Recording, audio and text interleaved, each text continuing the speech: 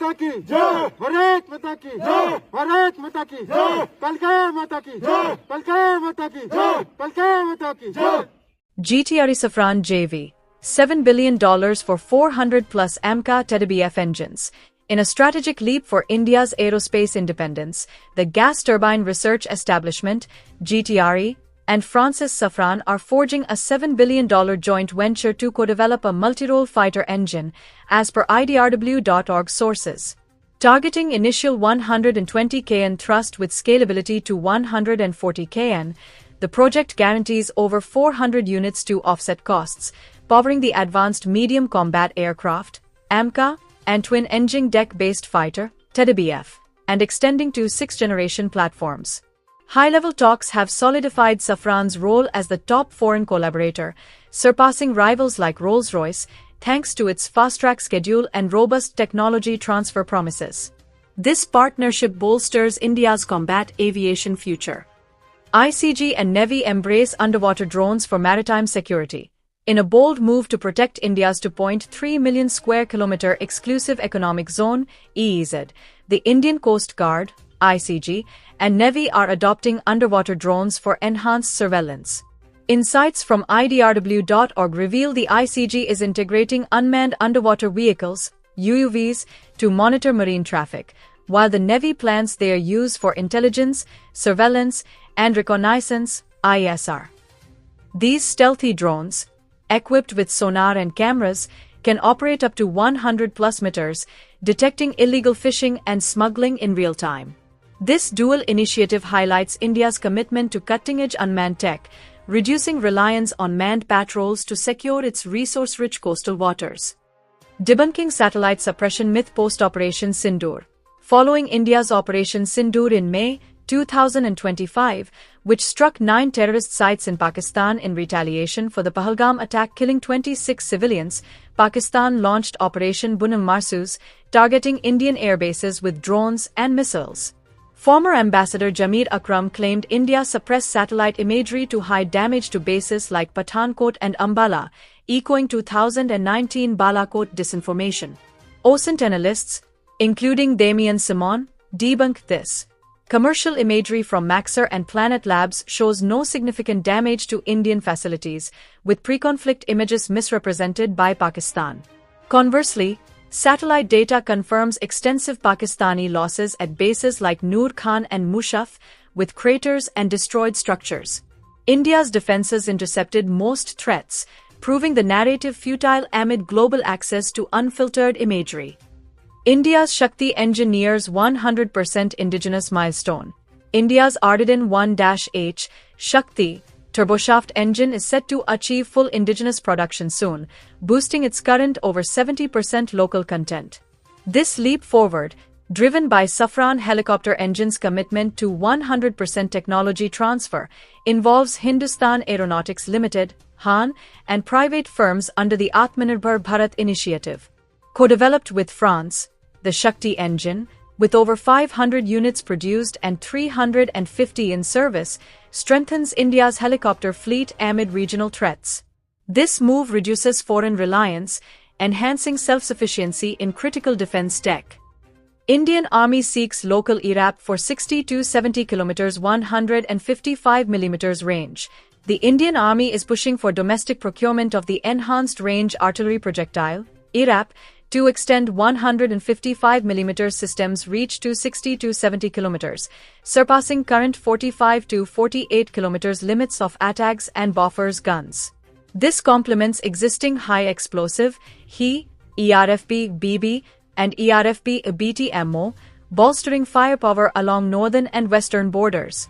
Compatible with 39, 45, and 52 calibers, ERAP achieves 60 km at 925 meters per second muzzle velocity, merging rocket, base bleed, and advanced tech. Potential 80 km with Ramjet variants adds precision strikes, minimizing counter-battery risks. Aligning with Make in India, local production enhances logistics and deterrence in LAC LOC regions. AMSLS MOU for BM-21 Grad rocket motors. Apollo Microsystems Ltd, AMSL, via its step-down subsidiary Apollo Strategic Technologies PVT Ltd, ASTPL, has signed a key MoU with US-based Dynamic Engineering and Design Incorporated for co-developing and potentially producing rocket motors for BM-21 Grad 122mm artillery rockets, including extended range, air, and non-air variants. Signed at DSEI London on 10 September 2025, this pact advances technology transfer and licensed production, integrating with AMSL's indigenous 122mm warhead, set for trials soon and full-scale output by mid-2026. Aimed at indigenizing propulsion for multi-barrel rocket systems like Pinaka and Legacy Grads, it boosts Atmanirbhar Bharat self-reliance.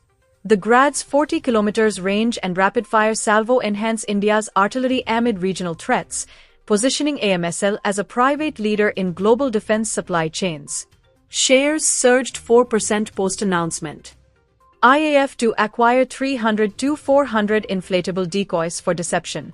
The Indian Air Force, IAF, plans to procure 300-400 inflatable dummies mimicking aircraft and air defenses to enhance deception tactics amid tensions with China and Pakistan. Building on their success in Operation Sindoor, where decoys misled enemy systems, this move boosts survivability and aligns with the Make in India initiative for cost-effective solutions. These radar-mimicking decoys, resembling fighter jets and helicopters, confuse enemy surveillance and draw fire from real assets, countering UAVs and cruise missiles in South Asia's evolving threats. The procurement aims to strengthen border readiness with indigenous tech. Gradon KSSL landmark deal for UAE artillery spares. MP3 International, a Gradon subsidiary under UAE's Edge Group, has signed a pioneering agreement with India's Kalyani Strategic Systems Limited, KSSL, a Bharat Forge entity, for supplying critical 155mm howitzer barrels.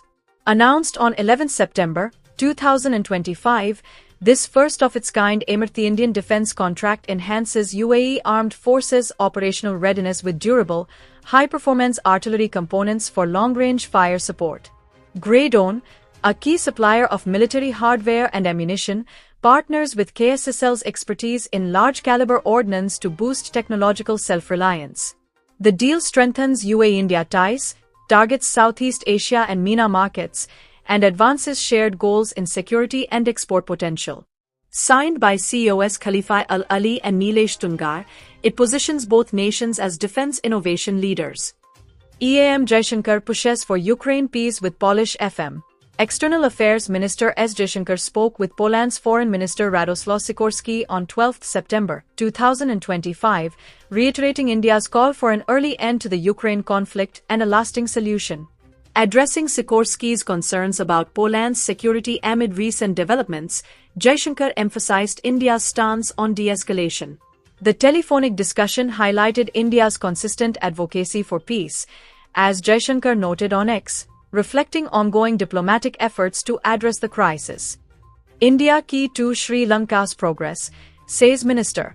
Sri Lankan Health and Mass Communication Minister Nalinda Jaytisa, leading a 24-member SLIPFA delegation to New Delhi, hailed India's vital role in Sri Lanka's prosperity.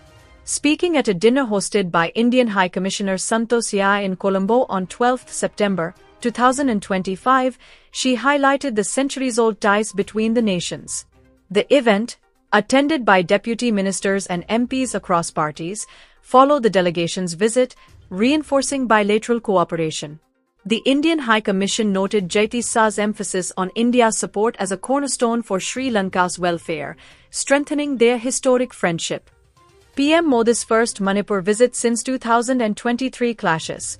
Prime Minister Narendra Modi will visit Manipur on 13 September 2025, his first since ethnic violence erupted between Meitei and Kuki communities in May 2023, displacing thousands.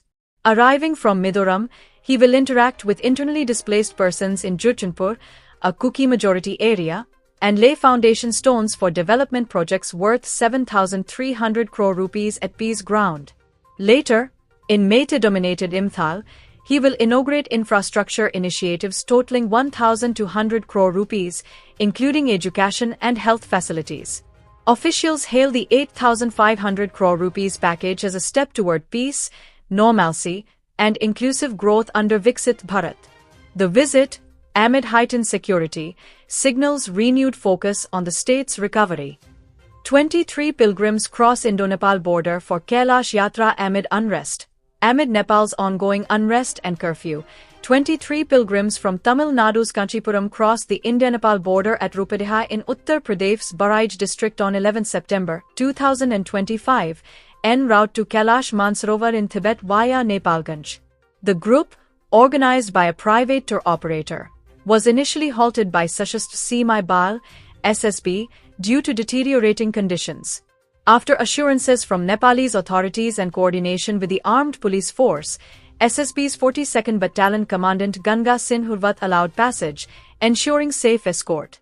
In a separate incident, SSB permitted 11 members of a marriage party to enter Nepal on motorcycles, where a nikah was solemnized, highlighting border facilitation efforts. Indian bus attacked in Nepal unrest, pilgrims injured.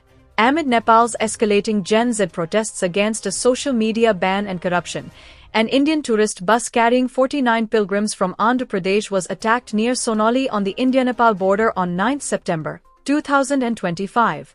Returning from Kathmandu's Pashuptinath temple, the unregistered vehicle faced stone pelting by agitators, shattering windows and injuring 7 to 8 passengers, including women and the elderly. Miscreants looted cash, phones, and bags, but Nepalese army personnel intervened swiftly.